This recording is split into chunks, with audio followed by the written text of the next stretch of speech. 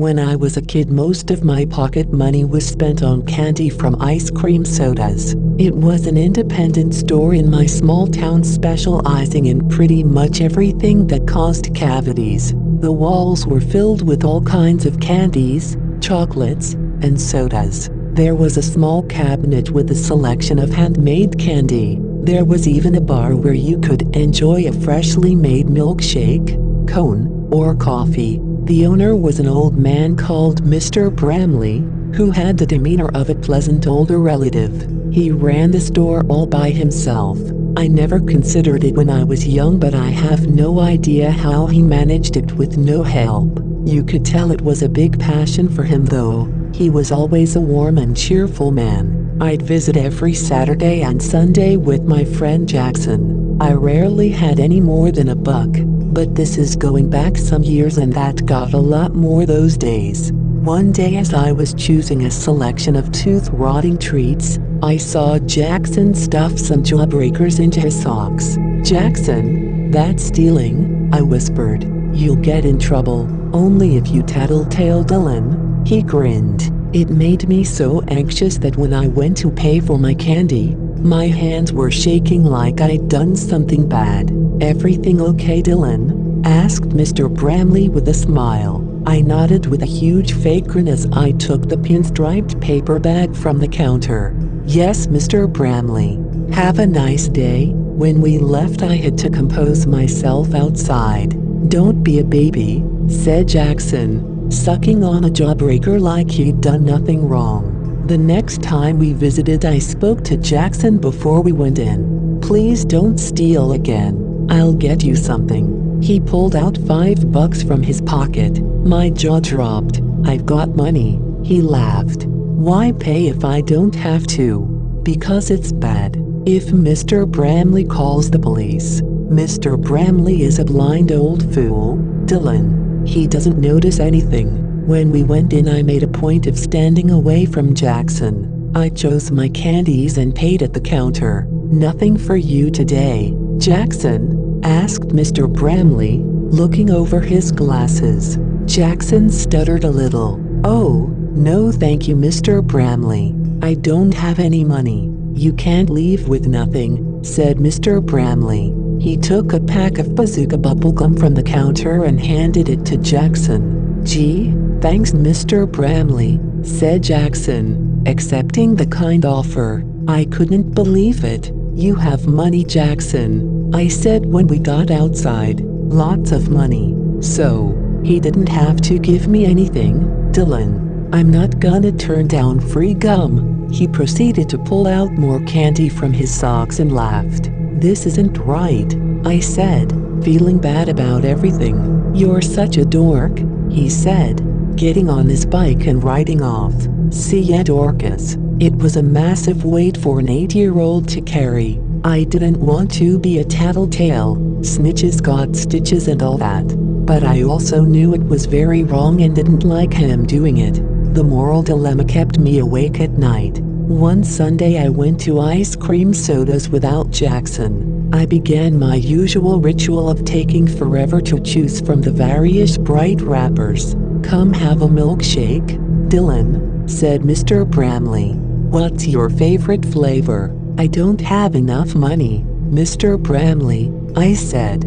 Milkshakes were $1.50 and I only had my usual $1. "It's on the house, young man," he smiled. "So, what'll it be?" I grinned and climbed onto one of the bar stools. "Gee whiz, thanks. Chocolate please." I watched him blend the ice cream and milk, topping the glass with cream and chocolate chips. "You're a good kid, Dylan," said Mr. Bramley as I enjoyed the shake. I probably had chocolate all over my mouth but didn't care as I grinned. "No Jackson today, I see." My grin faded a bit as I looked down. "No, I think he's doing something with his folks. I know what he's been up to," he said. My stomach churned. I dropped the spoon and rambled without stopping for breath. "I'm sorry, Mr. Bramley, I know it's a bad thing. I tried to stop him but he wouldn't listen. I said the police would be mad and if his folks ever found out." "Shush," he said, patting my shoulder. "Calm down, Son, I'm not mad at you. I started to hyperventilate and cry. He handed me a napkin. Stop that now, you hear me? I know you're not one and the same. I nodded as I wiped my face, feeling such relief. I feel bad because you're a nice man. He smiled as he waved a hand. Ah, I'm alright I suppose. I have my moments like everyone else. Tell you what I'm gonna do. I'll give Jackson one more chance to be good and honest. If he's not, then I'll have to take the matter further. Does that sound fair? Will I get in trouble too? I asked. Not at all.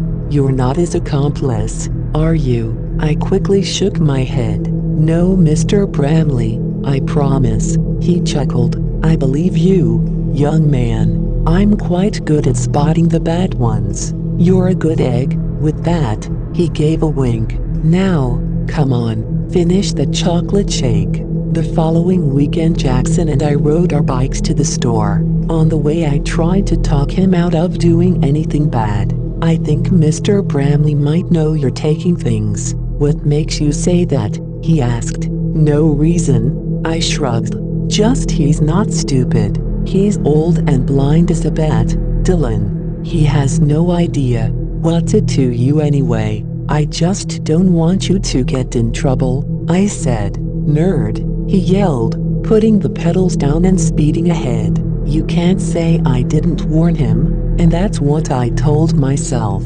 I parked my bike and entered ice cream sodas, enjoying that sweet smell that hit you. Good morning, Dylan, said Mr. Bramley from behind the counter. He had a knowing smile on his face. Morning, Mr. Bramley, I said, joining Jackson. When Mr. Bramley turned, Jackson took some pixie sticks and atomic fireballs, shoving them into his socks again. He didn't stop there though. He took some M&Ms and Be Easy and put them in his pockets. Please don't, Jackson, I whispered. He nudged me out of the way and picked up a comic from the newspaper rack. I took my selection to the counter and Mr. Bramley winked at me. Just this today, boys, he asked, looking over at Jackson who just nodded. Can't tempt you to some fireballs or M&Ms? Jackson looked a little sheepish as he put the comic back. No cash again, Mr. Bramley. Oh, well that's not fair now, is it? Said Mr. Bramley, leaning on the counter. I'm sure you do lots of chores and help out your folks, right? You should be rewarded with a little pocket change. They cut me off, said Jackson. I'm not as lucky as Dylan. That made me angry. Well, I can't see you go without, said Mr. Bramley. He opened the cabinet and took out a tub. Using tongs, he pulled out a bunch of strawberry licorice laces. I made these myself, and they're absolutely delicious if I may say so. He put them in a paper bag and held them out, looking at Jackson. Are you sure? Asked Jackson, approaching the counter. Mr. Bramley nodded. If you really have no means to buy anything, then I insist. Jackson took the bag and his face lit up. They smell amazing. Mr. Bramley had a glint in his eye. They're one of my finest creations. Now, is that all today, boys? I was so hopeful that Jackson would have a change of heart, pull out the candy he'd stolen and confess to everything. But he looked Mr. Bramley right in the eye and nodded with a smile. Thanks, Mr. Bramley. He left the store with the strawberry laces. I looked up at the counter, feeling embarrassed. He just shrugged with a smile. Well, I gave him a chance, didn't I? I nodded. I'm sorry. Don't be silly, he said, handing me some small change. You've done nothing wrong. Are you going to call the police? I asked, the thought making me so nervous for Jackson. Don't you worry about that, Dylan. Whatever happens, you won't be involved. I promise. He grabbed an extra bar of Hershey's and popped it inside my bag of treats.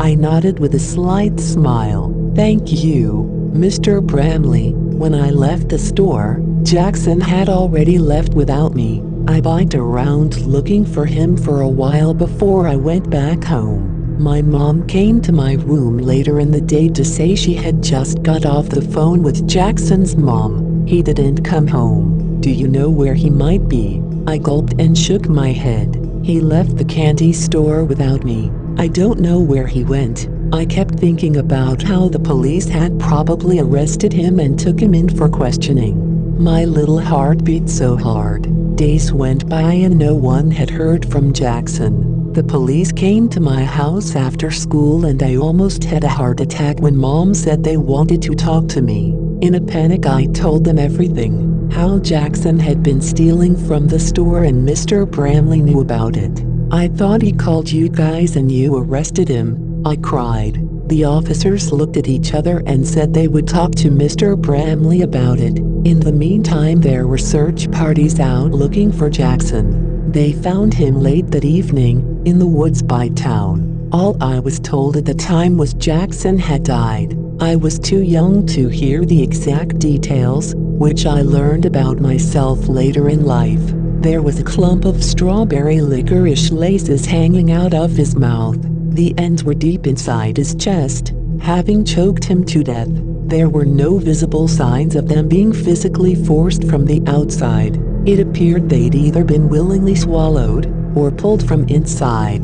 Mr. Bramley was questioned, due to my confession and being one of the last people to see Jackson alive. When asked about the stealing, he said he'd planned to call Jackson's parents and tell them about it. That obviously wasn't necessary after the tragic news. The case was later deemed unsolvable. It's funny the way you remember things from childhood, and how certain other things trigger other memories. It wasn't until I learned the details of Jackson's demise that I remembered something else from that day in the store. It made my blood run cold. When Mr. Bramley kindly gave me that extra bar of Hershey's, he'd said something else too. This is just for you, Dylan. The strawberry licorice is just for Jackson, you understand.